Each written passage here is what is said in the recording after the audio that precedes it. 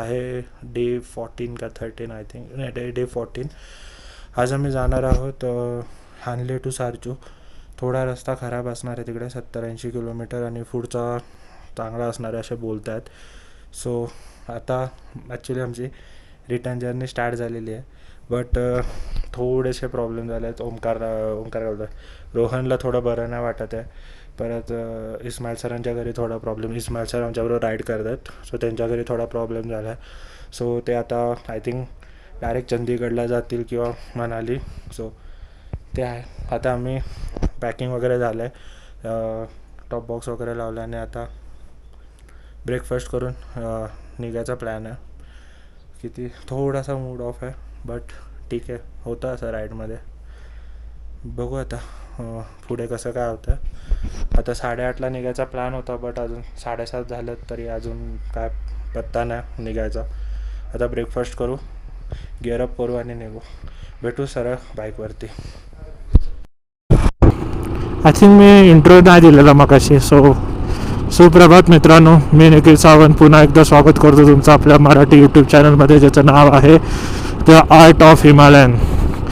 तर आता जसं मगाशी बोललो, आजचा प्लॅन आहे सारचूला जायचा, बट रोहनला बरं नाही आहे. सो तो पांगपर्यंत त्याची बाईक आमचे जे मेकॅनिक आहेत ते चालवणार आहेत, आणि तिथून मग बहुतेक इस्माईल सर त्याची गाडी घेऊन चंदीगडला जाणार आहे, आणि पांगलाच हा विचार करेल की पुढे काय करायचं आहे. तर इस्माईल सरसोबत चंदीगडला जायचं आहे का आमच्यासोबत कंटिन्यू करणार बॅकअप व्हेकलमध्ये. राईड मस्त चाललेली, बट असे सर्कमस्टन्सेस येत राहतात का त्याला काय करू नाही शकत आपण. पण एक येते की त्यांनी पूर्ण राईड कंप्लीट केली. आता ही जी जर्नी आहे ती आमची रिटर्न जर्नी आहे. सो ह्याच्यात एवढा काय सिनिक व्ह्यू वगैरे भेटणं जरा मुश्किल आहे, बट येस, जर त्यांनी चंदीगडपर्यंत केलं असतं तर त्याचा म्हणजे एक त्याचं पण माइलस्टोन कंप्लीट झालं असतं की त्यांनी पूर्ण सर्किट राईड कंप्लीट केली. बट ठीक आहे, त्यांनी जे इम्पॉर्टंट पॉईंट्स होते ते सगळे आपण कव्हर केलेले आहेत. जसं पासस बोला किंवा उमिंगलासारखे उमिंगला, खारदुंगला, हे सगळे पासस त्यांनी कंप्लीट केलेले आहेत. सो ही पण आपल्यामध्ये एक माइलस्टोन आहे. सो होत राहतं असं राईडमध्ये थोडंसं, त्यामुळे मूड ऑफ आहे, बट राईड तर कंटिन्यू करायलाच लागणार, आपल्याला पोचायचं आहे मुंबईपर्यंत. सो पॉझिटिव्ह माइंडसेटून दिवसाची स्टार्ट करायची आता. आमचा आजचा रस्ता जरासा कठीण असणार आहे, कारण 70-80 किलोमीटर ऑफ रोड, प्लस सारचूला एक्स्ट्रीम क्लायमेट कंडिशन असतं, खूप वारा चालतो आणि थंडी. तर सारचू खालच्या अल्टिट्यूडला आहे, तर बट तरी पण हे वारा आणि वादळ असल्यामुळे तिथे थंड जास्त असतं.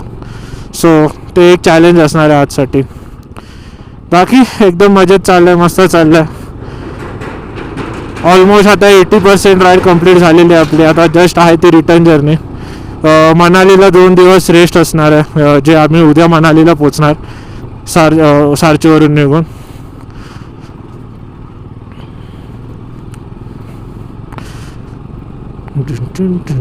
चला, एकदा चांगला रस्ता लागला ना की मी रिझ्यूम करीन ब्लॉगला, कारण हा खडखडीत रस्ता दाखवण्यात काय अर्थ नाही, कारण हा ना प्रॉपर ऑफ रोड आहे ना ऑन रोड आहे.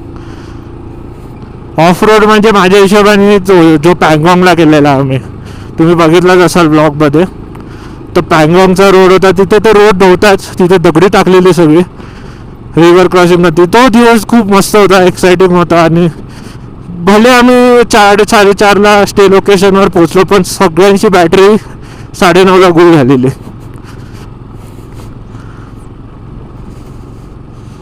काय माहिती आता परत कधी असं हे व्ह्यू बघायला मिळणार आहे, कारण आता ही एवढी मोठी राईड केल्यावरती मला तर वाटतं म्हणजे मला तर वाटत नाही की मी अजून कोणती राईड करीन ह्या 3-4 महिन्यामध्ये.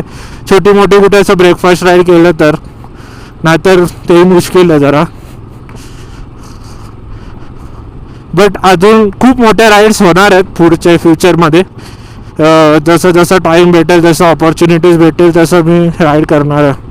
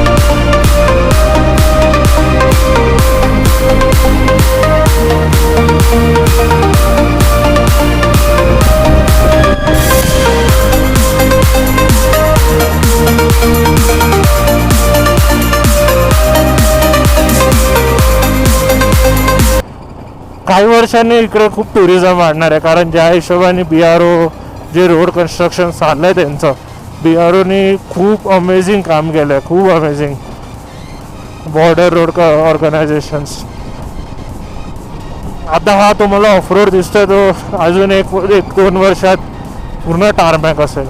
बट इथे प्रॉब्लेम काय, इथे टारमॅक बांधा, सिमेंटचे रोड बांधा, कसलेही रोड बांधा, इथे लँडस्लाईड झाली ना की रोड पूर्ण खराब, मग तो परत रिवर्क करावा लागतो. म्हणून असं कधी नाही होणार की तुम्हाला फुल्ली डेव्हलप्ड रोड्स मिळतील इकडे या रिजनला. कुठे ना कुठे तुम्हाला ऑफरोड करावं, म्हणजे करावंच लागेल, ऑप्शन नाही तुमच्याकडे. जो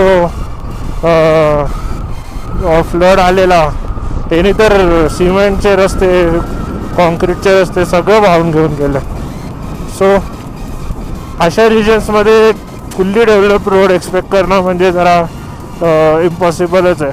बट येस, BRO खूप अमेझिंग काम करते हे रोड्स बनवणं, आणि कनेक्टिव्हिटी एवढी चांगली केली आहे त्यांनी की कोण लोक शाईन, काय आम्ही बघितलं उमिंगला लोक शाईन घेऊन आलेले, CB शाईन. एक कपल मिळालेलं, ते लोक एनटॉर्कवर होते, एनटॉर्क स्कूटी आहे. सो हे सगळं पॉसिबल आहे because of such connectivity. So hats off to BRO.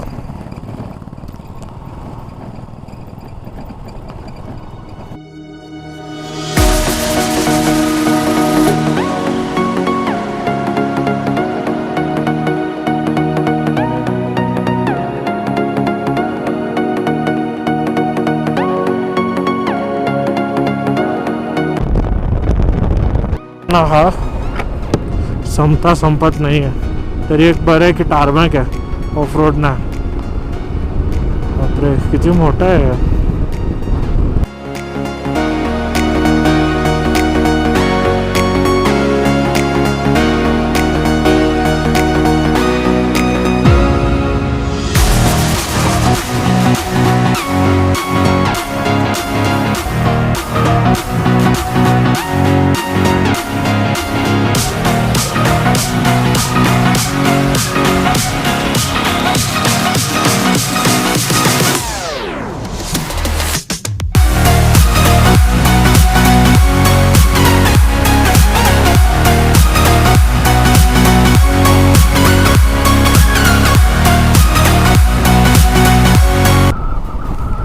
तो मस्त नदी नाहते जाते.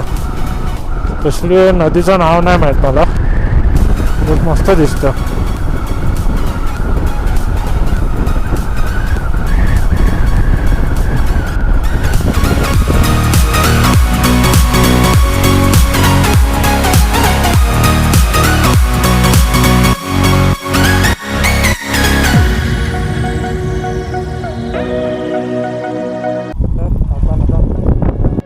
पास क्रॉस करत आहोत. अल्टिट्यूड आहे 16,616.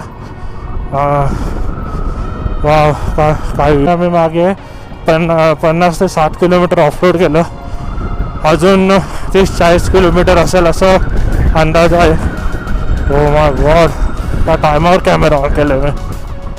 What a view man. बघा एवढं सगळं उतरायचं आहे आता, दिसतंय की नाही आय डोंट नो, आता दिसत असेल. एवढं सगळं उतरायचं आहे. लाचुंगला झाला, लाचुंगल्याच्या आधी नक्कीला पास होता, तो आम्ही कवर करून टाकला बहुतेक, असा अंदाज आहे माझा. खरं सांगू वैताग आला मला सारचूपर्यंत जायला. टायरिंग राईड आहे, किती ऑफ रोड आहे, किती ऑफ रोड.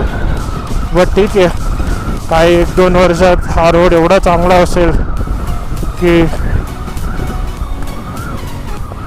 काय सांगू तुम्हाला. वरतून जायचं की खालतून जायचं, तर खालूनच जातो.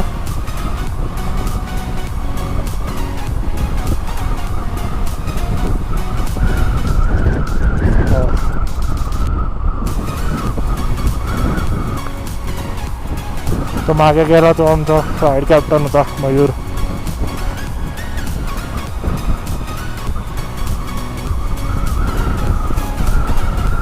काय व्ह्यू आहे, काय व्ह्यू आहे. पैसा वसूल. कमीत कमी 2 ते 3 किलो तरी माती मी खाल्ली असणार. माझा वायझरवर एवढी माती बसली की मला वायझर उघडून चालवायला लागतं.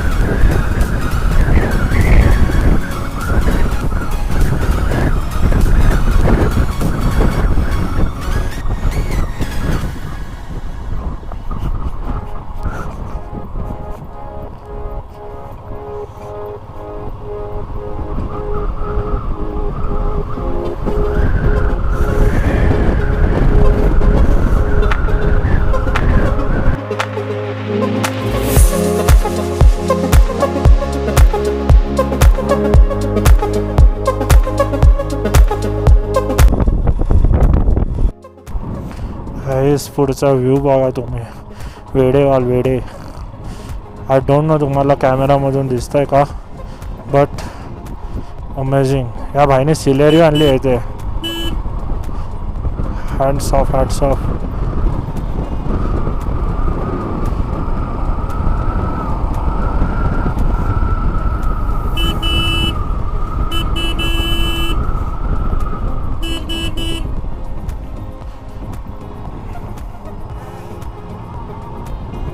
अशा रोडवरती खरंच असा व्ह्यू भेटल्यावरती काय पाहिजे अजून.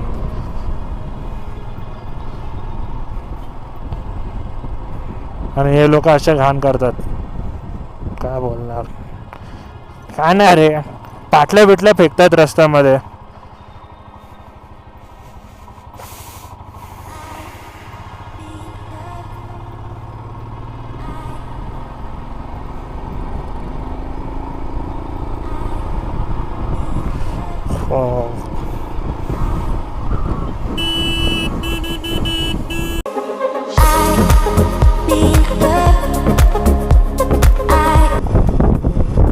घाटालूपचं वैशिष्ट्य म्हणजे मला सांगितलंच 21 हेअरपिन बेंड्स आहे, पण ह्याच्या मागे एक स्टोरीसुद्धा आहे.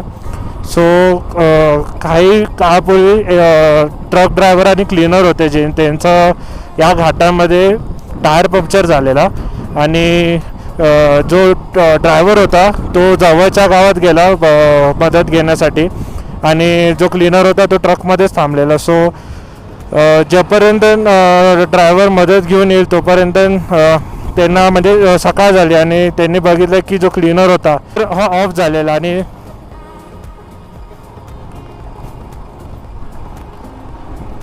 अरे थांब थांब, हो रे थांबा, ओरडू नको रे, घाबरलो मी. हां, सो ड्रायव्हर जेव्हा मदत घेऊन आले तोपर्यंत सकाळ झालेली, आणि त्यांनी जेव्हा बघितलं ट्रकमध्ये तेव्हा क्लीनर ऑफ झालेला. सो असं मानलं जातं की क्लीनरचा मृत्यू हा पाण्यामुळे झालेला. सो खालती इकडे खालतीच ना रे, हां, सो खालती एक एरिया आहे जिकडे लोक रिकामे मतलब थोडी भरलेली बाटली, हां, सो हा तो एरिया आहे. हा तो एरिया इकडे लोक थोडं अर्धी भरलेली बाटली टाकून जातात. सो हे एक स्टोरी आहे घाटालूप्सबद्दल. टाकली प्रतीकने टाकली. सो चल ही स्टोरी आहे घाटालूप्सची.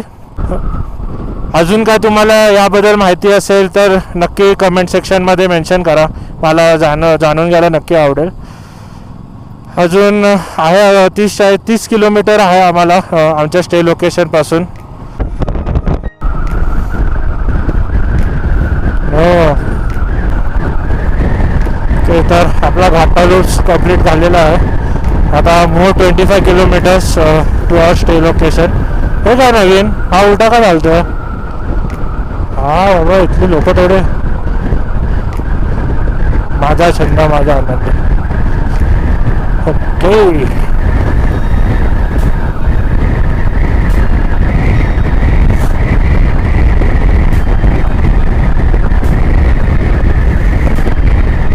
बाय द वे डोंबिवलीवरून निघून 4000 किलोमीटर झालेले आहेत. अजून मला वाटतं 6000 होणार कम्प्लीट पोचीपर्यंत.